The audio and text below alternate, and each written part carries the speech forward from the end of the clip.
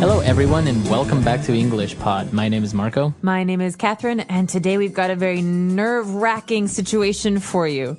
That's right, we are going to meet the in-laws. Meeting the in-laws. So who are in-laws? These are the parents of your husband or wife. Right, so in this case, you have the mother-in-law and your father-in-law. That's right. So we're meeting these people for the very first time. You can imagine how nervous the man is who's meeting his future wife's parents. Let's learn all about what they talk about in today's dialogue.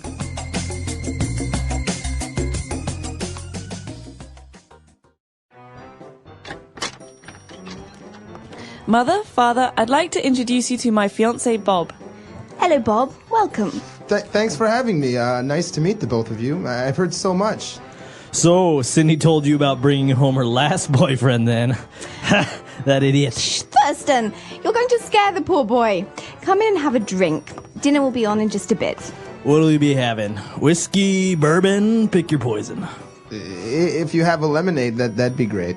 Lemonade? Why, sure, there's some in the fridge.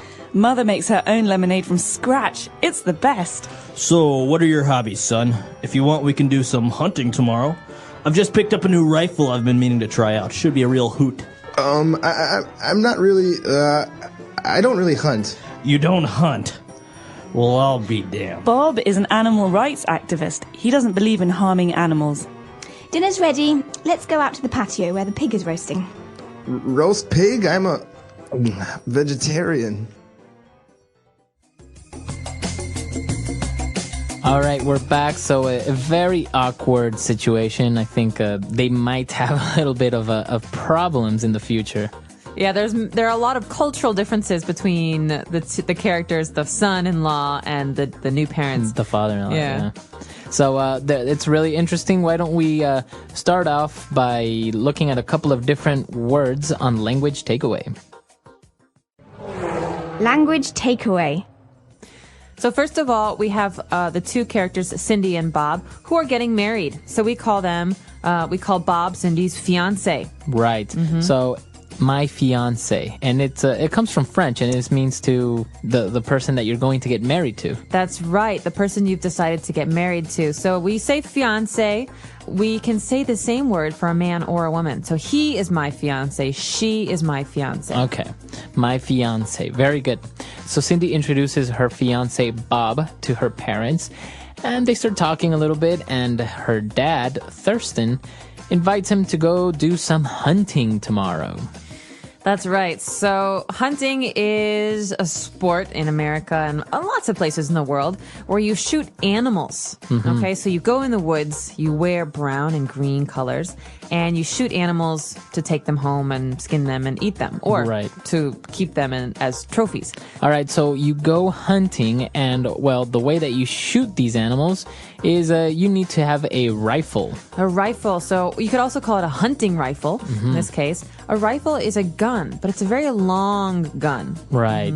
So it's not a little gun that you just hold in your hand. It's very long. It'll be maybe like half a meter long. That's right. And so oftentimes people, when they're hunting, they lie on the ground and they wait for the animals to pass and they hide themselves and then they shoot from a long distance. Right. So he's talking about hunting. He's got a new rifle and he says, yeah, we should definitely go. It should be a real hoot. Should be a real hoot. This is a very fun spoken English phrase. It's said more by older people than by younger people. So this is why the father says it in the dialogue. A hoot should be a real good time, real fun. A hoot. So how can you use this like, oh, the party last night was a real hoot? Yep. You can say that. You could say, or she's a real hoot. She's really funny. Okay. She's really enjoyable. This is a little bit more like spoken and used by maybe older people, right? Yeah, my mother would say this. I wouldn't say this. So, oh my goodness, it was a real hoot. Yeah. All right. So he's talking about hunting, how much fun they would have, and unfortunately, Bob is an animal rights activist. What does this mean? So an animal rights activist is someone who is very concerned with protecting the rights of animals. So, for example, if I'm an animal rights activist, maybe I will protest people who wear fur. Or perhaps I will also try and secure land for a natural wildlife preserve so that animals can live in the wild. There's not houses or cars. So animal rights activists are people who try to make sure that animals are protected from human beings. Okay, very good. And this is what Bob is. So obviously Bob is not really into hunting, right? I'm guessing no. These are two opposites. You have people who like to kill animals and people who want to protect the lives of animals. Right. Okay, well, and to finish off our language takeaway, dinner is ready, so let's go out to the patio. Okay, a patio is a space outside the house, usually in the back, that's paved. So there's like cement or bricks or some kind of tile. And that's where you have a table and chairs or some place to sit and rest. This is where you have a grill. So it's an outdoor area, but it's not grass. Okay, so it's not your backyard. Oh, it could be in your backyard. The patio could be in the backyard. That's right, but the ground in the patio is not grass. It's some kind of material like cement or brick. Or wood. Okay, very good. So great words there. Why don't we listen to the dialogue again? And we'll be back in a bit with Fluency Builder. Fluency Builder. All right, we're back. So we have 3 great phrases here on Fluency Builder. Why don't we start off with the first one? So the first one, we have to go back to the very beginning of this dialogue and think about these people who are introducing each other for the very first time. Cindy says, I want to introduce you to my fiance, Bob. Bob says to Cindy's parents, I've heard so much. I've heard so much. Okay, so this phrase, you can usually use it when you meet somebody for the first time. I've heard so much about you. That's right. So the longer version is I've heard so much about you. Basically, you're saying, listen, Cindy talks about you a lot. I've heard really nice things. Sometimes people like to joke. You say, I've heard so much about you. They say, I hope only good things. Yeah, or I hope not too much. I hope not too much. So this is a very polite way to respond when someone introduces themselves. Okay. I've heard so much about you. It's a pleasure to finally meet you. Exactly. Okay. So they started talking, and actually Thurston offers him a drink. He says, well, what do you want? Whiskey, bourbon, pick your poison. All right. This is one of my very favorite phrases in English. The father-in-law wants to give the new son-in-law a drink, and there are many different options. So pick your poison means pick your drink. You might hear this at a bar. What do you want to drink? Well, pick your poison. Right. You could have whiskey, rum. So usually we're just talking about alcoholic drinks. Okay, so you wouldn't really use this for juices or water or something like that. Nah. Okay. This is for alcohol. Okay, so if you say pick your poison, that's for alcohol, right? Or maybe you can ask somebody what they're drinking. You would say, what's your poison? Yeah, what's your poison? Okay. So poison in this case is a slang term for alcohol. Very good. And finally, when Cindy was talking about lemonade that her mother makes, she said she makes it from scratch, to make something from scratch. You could say, my mother makes chocolate chip cookies from scratch. This means to not to buy something in the store, but to make it all yourself from nothing. So making lemonade from scratch means taking lemons, cutting them, taking the juice, adding some sugar. So you're making it from nothing. Okay. You're not using some kind of kit or some kind of, canned drink from the store. Okay, so for example, maybe some Italians in Italy make their spaghetti from scratch with flour, and they knead it and they make everything from scratch. Wow, so you don't buy a box of spaghetti, but you actually have to cut the spaghetti and pull it. And Exactly. Yeah, very, very hard work. So to make something from scratch, and usually you can add the something goes in between, right? To make lemonade from scratch, make bread from scratch. Make ice cream from scratch. Okay, so those are our 3 phrases for today. Let's listen to the dialogue for one last time, and we'll be back to talk about this very, very interesting topic.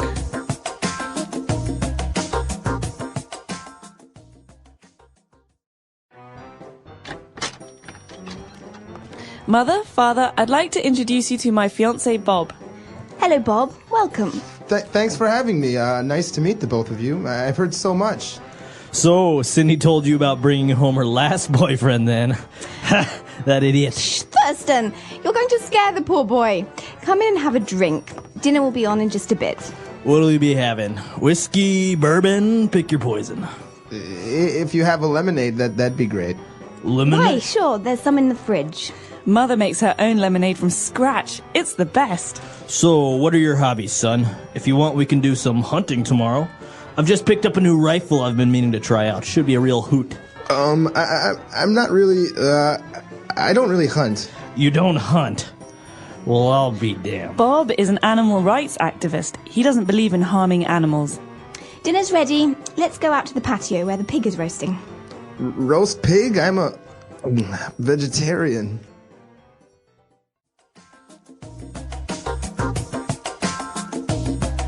This is a very scary topic for a lot of people. I think they get very nervous introducing themselves because, in this case, Bob is going to be marrying Cindy. So these are going to be his in-laws forever. Yeah, and it seems interesting the differences, as you mentioned before, between the father-in-law who's very much into hunting and drinks and likes roast pig, whereas this guy is more of an animal rights activist, doesn't drink. He's a vegetarian. He doesn't eat meat. So I think it would be very complicated. And I think this happens a lot also with people from different cultures, right? Mm-hmm. Maybe you're Asian and you're marrying an American or something like this. Yeah, that's right. I think it can be very, very difficult. I recently went to a wedding between a Chinese girl and an American guy. And it was amazing to see all these people getting together because the families were so different. But they all got along really well. It was really fun. They were all very supportive. They were just excited for their kids. Yeah, but I think it can be a little bit difficult, right? I mean, being in a family where the culture is so different or the traditions and the customs are strange to you. But it's exciting because then as a family, the young people who are getting married, they can pick the traditions they want and make new traditions. Mm-hmm. So this is a very interesting topic. We want to know maybe if you are married, how did it go when you met your in-laws? Are you very different or did you get along very well? Or how is it in your country? Yeah, please do let us know. Our website is englishpod.com. We hope to see you there. All right, everyone. Bye. Bye.